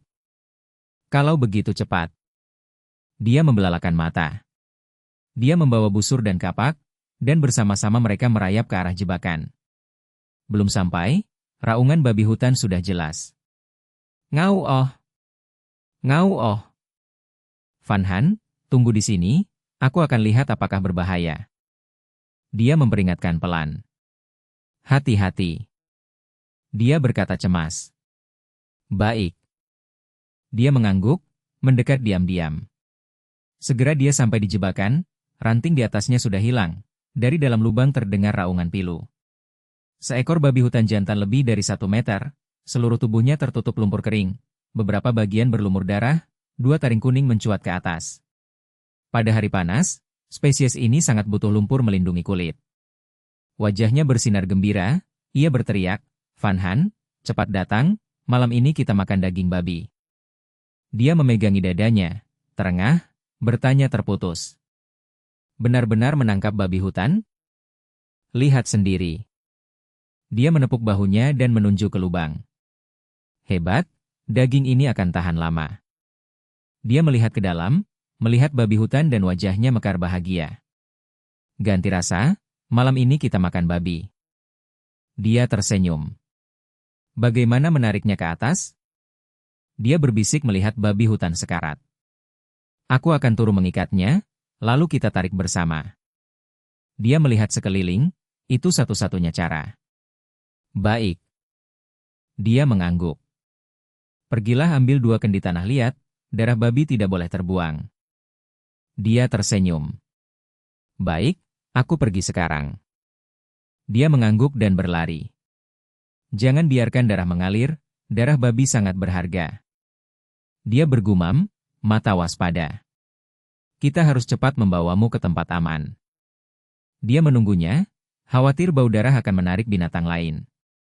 Tanpa disadari, para pengamat sudah kacau. Bab 156. Apakah Sop Hong pria perkasa? Tak sangka mereka menangkap babi hutan. Wah, hoki ini besar sekali. Biasa saja, kasih aku juga bisa, apalagi ada loli kecil menemani. Kau minum arak palsu siang bolong ya? Kalau gantian kau, mungkin sudah mati di sana. Loli, hal ini tak perlu hemat segitunya. Gelombang hidangan terbang ke Loli, babi kecap, daging rebus, dan panci irisan babi. Kalian juga jadi dewa hanya pakai mulut ya? Hening. Fuong Lam memandang ruang siaran dengan hujan peluru komentar, sudut bibirnya berkedut. Ia memutuskan mengabaikan ucapan itu, namun tetap iri pada hoki Sop Hong dan si Loli. Tak sangka benar-benar dapat jabali, ada sedikit hoki, tapi tanpa persiapan Sop Hong tak bakal jadi. Fuong Lam berdehem dan menganalisis tenang. Perangkap itu penting, dan Sop Hong paham tabiat babi hutan, tegasnya ini karena kemampuan. T6 Din berkata datar dan tepat mengenai kelemahan Fuong Lam. Benar, Sop Hong dan si Loli sangat giat, lama menggali lubang, menangkap babi murni karena tenaga. Ngotin Nguyet mengangkat telunjuk, membela Sop Hong dan Van Han. Ia sudah memutuskan, lain kali jangan bicara sembarangan. Haha, mereka memang kuat, tebak berapa lama bisa bertahan. Hamin memaksa senyum dan ganti topik. Tak disangka, T6 Din berbicara dan bahkan membela Sop Hong dan Van Han. Efeknya cukup baik. Kupikir bisa bertahan 3 bulan. Bisik Ngotin Nguyet. Meski musim dingin dekat, ia rasa makanan kini cukup untuk 3 bulan. Setengah tahun. Ucap T6 Din dingin. Sebenarnya ia menebak Sop Hong menguasai banyak ilmu bertahan hidup, dari pengamatan akhir ini. T6 Din menilai Sop Hong dan Van Han setinggi itu. Kagum Hamin. Ngotin Nguyet memutar mata lalu ceria bertanya, Guru Fuong, bagaimana menurutmu? Hening. Fuong Lam merapatkan bibir dan pura-pura tak dengar. Guru Fuong, katakan sesuatu. Desak Hamin. Setengah tahun. Mata Fuong Lam berkedut, jengkel, dan ia menimbang menghindari acara ini. Guru Fuong juga menilai tinggi mereka, jarang sekali. NK Box. Ngotin Nguyet terkekeh. Para penonton gembira dan suka melihat wajah tak berdaya Fuong Lam. Siapa suruh meremehkan Loli dan Sop Hong? Ahli Fuong di sebelah rumahku, malam ini aku mau mampir. Di depan orang itu, kau mau mengemudi dia. Hening. Setelah lebih dari 10 menit. Huf, huf. Van Han kembali ke perangkap membawa 2 kendi tanah dan terengah. Ia takut darah babi habis mengalir, jadi sepanjang jalan berlari tanpa jeda. Istirahat dulu, aku turun tampung darah. Sop Hong menepuk punggung gadis itu. Van Han mengangguk, bersandar di bibir lubang dan tenang. Babi hutan sekarat, melihatnya hanya menggeram lemah. Ia perlahan mencabut bambu yang menancap di leher, dan hewan itu melolong. Ngao-o. Tubuh babi bergetar, darah muncrat, dan gadis itu cepat-cepat menyodorkan kendi. Sop Hong menerima kendi, jongkok, dan menempelkan mulut kendi ke luka leher untuk menampung. Beberapa menit kemudian babi berhenti kejang, kendi penuh, dan bau anyir memenuhi hidungnya. Ia menyerahkan kendi penuh kepada Van Han, gadis itu meletakkannya, menutup dengan daun besar, dan melilitkan tali di mulut kendi agar kotoran tak masuk. Dengan cara yang sama gadis itu menyegel kendi yang lain. Van Han, berikan talinya padaku. Panggil Sop Hong. Baik. Van Han menaruh kendi ke samping dan menyerahkan ujung tali. Saat aku hitung 1, 2, 3, kita tarik bersama. Ujar Sop Hong sambil mengambil tali. Baik. Van Han berdiri di belakang dan menggenggam ujung tali. 1, 2, 3, tarik. Ia menghitung, menegakkan tubuh ke belakang, dan melangkah mundur. Ayo cepat. Van Han menarik sekuat tenaga, wajah halusnya memerah. Di lubang, babi yang tergantung terangkat perlahan, dan beberapa menit kemudian ia sudah di tanah di tengah desah napas sang gadis. Huf, huf, babi ini pasti lebih dari 200 jin, ya. Van Han duduk jatuh dan terengah. Hampir begitu. Sop Hong juga duduk bernapas, karena sebagian besar tenaga darinya. Huf, huf. Sop Hong, seberat ini, bagaimana membawanya? Pulang? Tanya Van Han. Senja sudah dekat, dan mereka harus cepat membawa babi ke persembunyian untuk diolah. Dengan kebugarannya kini, ia bisa saja memanggul babi lebih dari 200 jin ke gua. Kau bercanda ya? Seberat itu bagaimana bisa ke gua? Van Han melotot kaget. Sop Hong berdiri, menepuk lumpur dari celana, dan berkata, coba saja, nanti tahu. Di ruang siaran, banjir komentar menggila lagi. Tak sangka Sop Hong juga suka pamer kuat, mau unjuk wibawa di depan Loli. Mungkin Sop Hong memang pria perkasa. Kalau punya perut kotak, pasti kuat. Hening. Kita pikul berdua saja, darah babi nanti diambil lagi. Van Han mengernyit dan berbisik, berdua lebih hemat tenaga. Biarkan aku coba dulu, kalau tidak bisa baru bicara. Sop Hong mencolek pipi gadis itu pelan. Ia tak mau berlama-lama, bau darah bisa mengundang binatang buas. Baik, tapi jangan pamer, hati-hati pinggang. Van Han manyun cemas. Baik. Sop Hong tersenyum, mendekati babi, dan mengikat dua kaki depannya. Ia membungkuk, satu tangan memegang kaki belakang dan satu memegang kaki depan, lalu mengangkatnya ke bahu dengan hentakan. Benar-benar beratnya tidak main-main. Ucapnya berat, punggungnya dipaksa melengkung. Cepat turunkan, nanti menghancurkanmu. Van Han menopang bahu babi untuk membagi beban. Bab 157, akan menghancurkanmu jelek. Dia berbalik dan berkata kepada gadis di belakang, Van Han, lepaskan, aku baik-baik saja. Babi hutan itu seberat batas tubuhnya saat ini, jika lebih berat beberapa pon dia tidak bisa menanggungnya, kecuali tubuh diperkuat lagi. Tidak, akan menghancurkanmu jelek. Van Han menjawab keras kepala. Tidak apa-apa, biarkan aku mencoba. Sop Hong melangkah mantap, setelah beberapa langkah dia berbalik perlahan dan berkata, aku bisa sendiri, jangan khawatir. Benarkah? Van Han menatap kosong, terkejut oleh kekuatannya, tapi masih gelisah, tidak tahan mengingatkan, kau jangan pamer. Aku tahu, cepat naik, sudah tidak awal. Sop Hong membungkuk memanggil. 537. Baiklah. Van Han cepat mengambil dua kendi tanah liat di tanah dan mengangkat dengan susah. Sop Hong memanggul babi hutan, langkah berat keluar hutan, kadang menghindari ranting agar tidak menyentuh punggung hewan. Van Han mengikuti dengan kendi, melihat punggung kurusnya, tiba-tiba merasa asam hati. Sejak kecil hampir selalu dia yang merawatnya. Tentu saja tidak. Van Han pura-pura bangga, tapi matanya sedih. Sop Hong tersenyum dan mempercepat ke perkemahan. Setelah lebih dari 20 menit, mereka akhirnya keluar dari hutan. Sop Hong, kita sudah sampai, taruh babi hutan di parit. Van Han menghela napas. Dia menaruh kendi, lalu membantu menurunkan. Huhu. Sop Hong duduk di tanah, satu tangan di babi, terengah, yang ini benar-benar berat. Van Han berlari ke tempat persembunyian, membawa air mint, menyerahkan, minum cepat, istirahat sebentar. Kletek-kletek. Sop Hong meneguk cepat, menghela napas, sebelum gelap kita harus urus babi hutan. Kalau begitu istirahat dulu, biar aku. Van Han mendesak. Pernah dia lihat Paman Wang membawa babi kecil, dia menyaksikan semua prosesnya. Sebelum dia bicara, dia sudah ambil pisau dan pergi. Haha. Sop Hong melihatnya susah payah memotong kulit tebal, tertawa. Kulitnya terlalu tebal. Melihat senyumnya, dia marah, dengan pisau ini tidak bisa memotong. Terlalu tumpul, harus diasah. Dia ambil pisau, mengasah di batu, berkata, sekarang harus lebih baik. Benarkah? Dia mencoba lagi, memang lebih baik. Baik, biar aku potong, kau bawa daging masuk, sebelum gelap harus selesai. Dia ambil lagi pisau, memotong cepat, memisahkan kaki.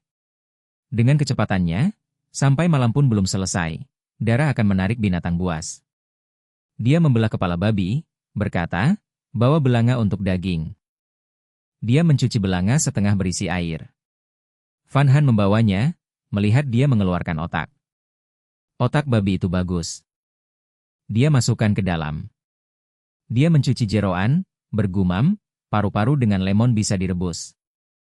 Paru-paru memberi protein, kalsium, seng, vitamin B, baik untuk batuk dan lemah. Perutnya besar, kalau ada ayam bisa sup perut. Jantung juga, usus, hati, usus kering untuk sosis. Mendengar dia bicara, bibirnya tersenyum, tangan makin cepat.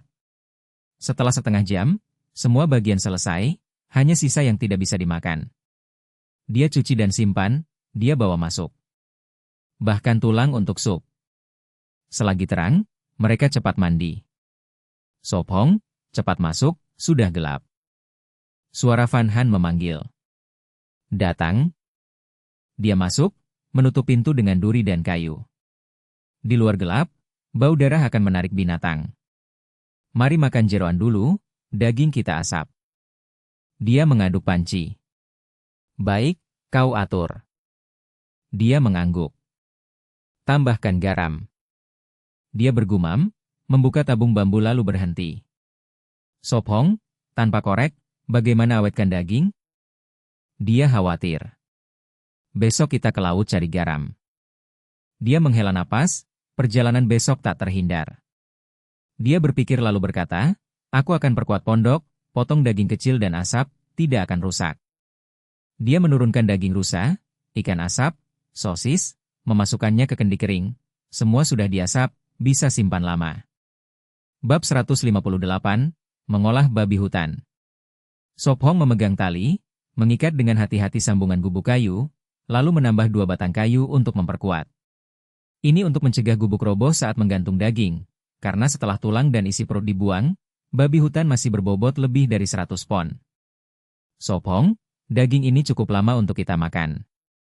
Van Han mengikat daging dengan tali lalu menggantungnya di dalam gubuk.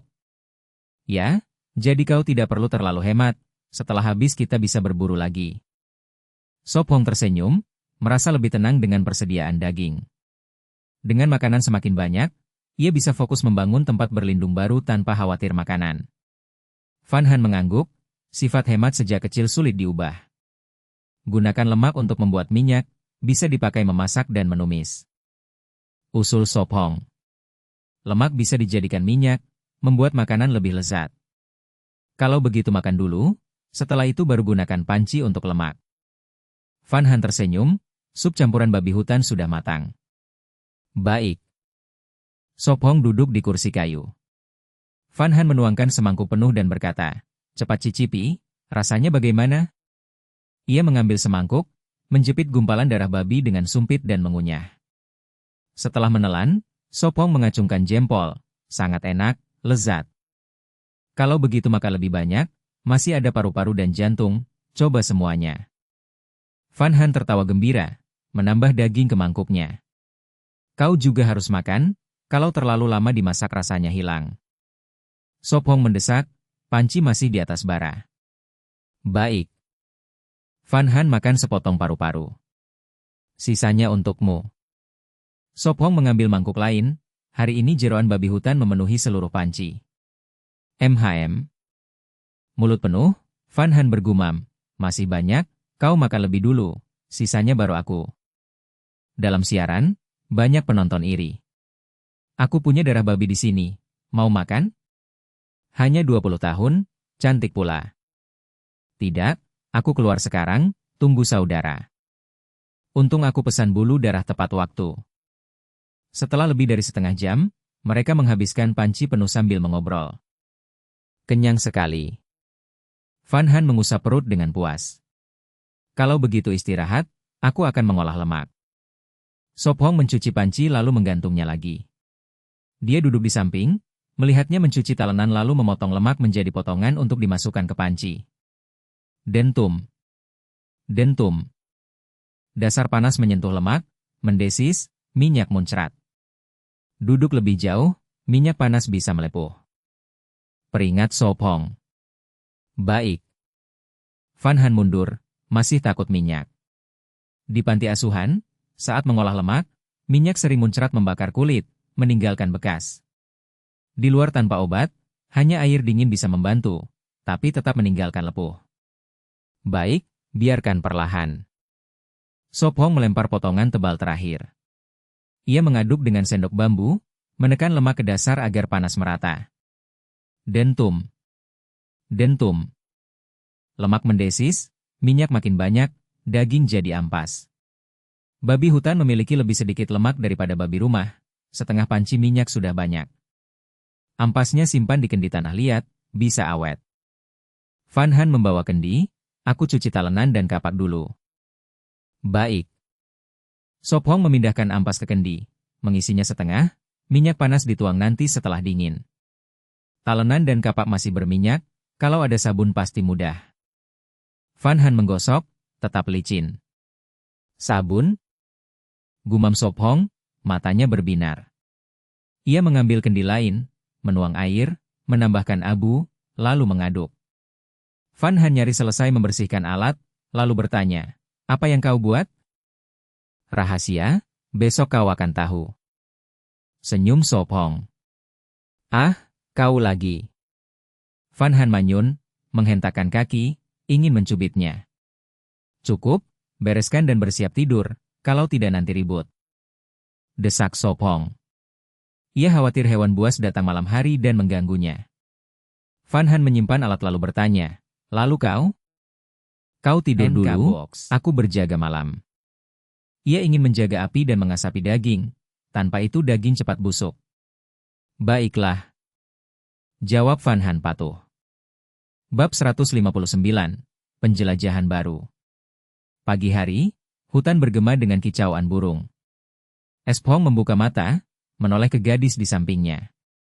Van Han, seperti biasa, berbaring di atasnya, setetes liur di bibirnya. Dia tersenyum, perlahan menyingkirkannya dan keluar dari kantong tidur, mengenakan pakaian dan melangkah keluar. Tandai, dia memerintah dalam pikirannya. Layar virtual muncul, angka 18 menyala.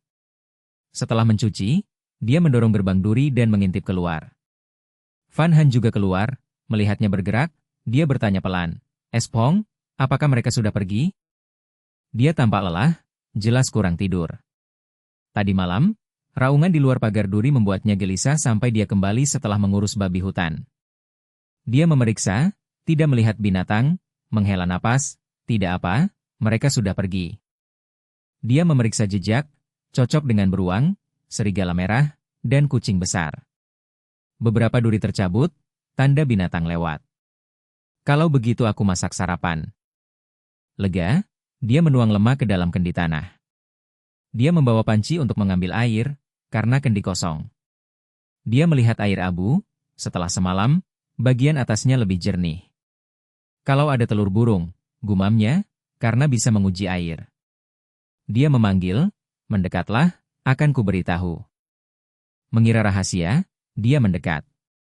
"Hahaha," geli, berhenti, dia tertawa, membungkuk. Dia mengejar, "Kalau begitu bilang di mana telurnya." "Hahaha." Wajahnya memerah, berkata, "Di jalan ke pantai, berhenti." Mereka bermain sampai dia melepaskannya. Merah, dia merapikan baju, protes, "Kau nakal." Dia tersenyum, "Setelah sarapan kita ke pantai, sebelum panas." Setengah jam kemudian, mereka makan dan bersiap. Di keranjangnya ada tali dan panci, siap untuk garam. Dia menutup gerbang duri, kapak di tangan, waspada. Dia mengikuti, juga hati-hati. Setelah lebih setengah jam, mereka sampai di tempat sarang, dekat kolam asin. "Di mana telurnya?" dia bertanya sambil menebang ranting. Dia ingat melihat sarang, burung keluar. "Seharusnya dekat sini, aku cari." Dia memukul semak dengan tongkat, waspada ular. Dia mencari, lalu melihat gumpalan tinggi di pohon. Dia menunjuk, "Van Han, apakah itu sarangnya?" Dia melihat, ragu, "Mungkin, aku tidak yakin." "Aku naik." Dia meletakkan keranjang, memanjat. Sarang setinggi 3 meter, hanya bisa naik. Di panti asuhan, dia sering memanjat, dimarahi kepala. Dia berkata, "Hati-hati, Espong." "Ada telur?" dia bertanya penuh harap. "Lihat ini," dia mengeluarkan telur sebesar ibu jari. Kecil sekali, tidak cukup seteguk, dia menghela napas. "Bukan untuk dimakan, ada kegunaan lain." Dia membungkusnya dengan rumput, menaruhnya di keranjang. Selalu mengambil kesempatan, dia menggerutu. Dia memikul keranjang, membawanya ke pantai. Rencana kolam bisa menunggu, hari ini untuk garam. Setelah 20 menit, pepohonan menipis. Suara ombak memenuhi telinga, pantai di depan. Beberapa menit kemudian, mereka tiba di pasir. Kapan kita ke sana? Mungkin ada pantai lebih besar. Dia menghirup angin laut, menunjuk ke kiri. Sebelumnya mereka hanya menjelajah dekat sini. Dia berpikir lalu berkata, ya, selagi matahari belum terik, mari kita lihat, mungkin ada hal baru. Bab 160, agak aneh. Van Han, minumlah lebih banyak air, hati-hati jangan sampai kepanasan. Sop Hong mengambil tabung bambu dari keranjang dan memberikannya kepada gadis muda. Klak klak klak. Van Han menyeka keringat di dahinya, minum beberapa teguk lalu mengembalikan, berkata lembut, kau juga minumlah. Mereka terus berjalan, jalan dipenuhi pepohonan, tidak ada yang baru. Lebih dari 20 menit kemudian. Sop Hong, lihat, itu pantai bukan? Van Han berseru kaget. Gadis itu melonjak gembira, menunjuk jauh ke depan di mana terlihat garis emas di pantai. Ayo, kita lihat. Sop Hong melangkah cepat. Sop Hong, itu pohon kelapa bukan? Mata Van Han berbinar melihat hutan hijau di tepi laut. Benar, kelapa, perjalanan ini sepadan. Sop Hong tersenyum, membayangkan minum air kelapa. Mari lewat sana, turunan lebih landai. Van Han menunjukkan jalan menurun. Baik, hari ini kita kumpulkan garam di sana, nanti bawa bambu dari pantai lain. Sop Hong menelan ludah membayangkan kelapa. Mereka sampai di lereng, turun hati-hati di atas batu.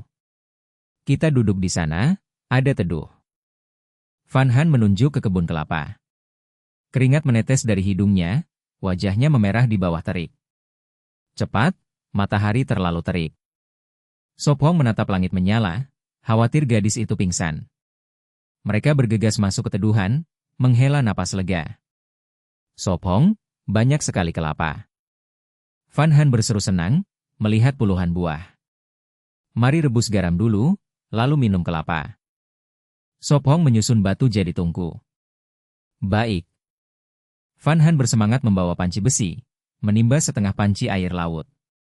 Ia menaruhnya di atas api, berniat membuat lebih banyak garam karena masih ada daging babi hutan belum diasinkan. Van Han, jaga api, aku panjat kelapa. Sop Hong mengikat parang di pinggang. Panjat hati-hati. Van Han mengingatkan, matanya penuh harap. Ya. Sop Hong mengangguk, memeriksa batang. Banyak kelapa jatuh sudah pecah, tanpa daging. Dia bergumam, agak aneh. Pohon kelapa bisa setinggi 15-30 meter, jatuh bisa fatal. Tanpa ragu, ia mengikat tali di kaki, memanjat seperti pemetik di televisi. Van Han menambahkan sabut ke api, menatap cemas, berkata lagi, Sop Hong, hati-hati. Sebentar lagi kita minum kelapa segar. Suaranya ceria terdengar. Tinggal beberapa meter lagi. Setelah beberapa menit, ia sampai di puncak. Gadis itu cemas melihat antara dia dan panci. Van Han, menjauhlah, aku lempar kelapa. Sop Hong berteriak, tangannya sudah menyentuh. Baik. Ia mundur ke dekat api. Sop Hong mengeluarkan parang, satu tangan memegang batang, tangan lain menebas tangkai. Bang bang bang. Suara berat terdengar, 4 kelapa jatuh bergulir. Ada kelapa. Wajah Van Han berseri, ia berlari. Tunggu, aku tebang lebih banyak. Sop Hong berteriak, ingin menambah. Bang bang bang. Lagi suara keras, 6-7 kelapa jatuh. Sop Hong, cukup, turun hati-hati. Gadis itu mendesak. Baik. Ia menjawab, turun perlahan. Beberapa menit kemudian ia tiba di tanah, duduk, melepas tali. Kakimu sakit? Terlalu kencang? Van Han khawatir bertanya, menyentuh kakinya, matanya memeriksa. Sop Hong berdiri, tertawa, tidak apa-apa, aku baik-baik saja. Ia mengumpulkan kelapa, berkata, besar sekali, manis tidak ya? Coba saja. Ia jongkok, menebas. Setelah beberapa tebasan, terbuka, air keluar. Van Han minum beberapa teguk, matanya berbinar, berkata, Lumayan, segar dan manis.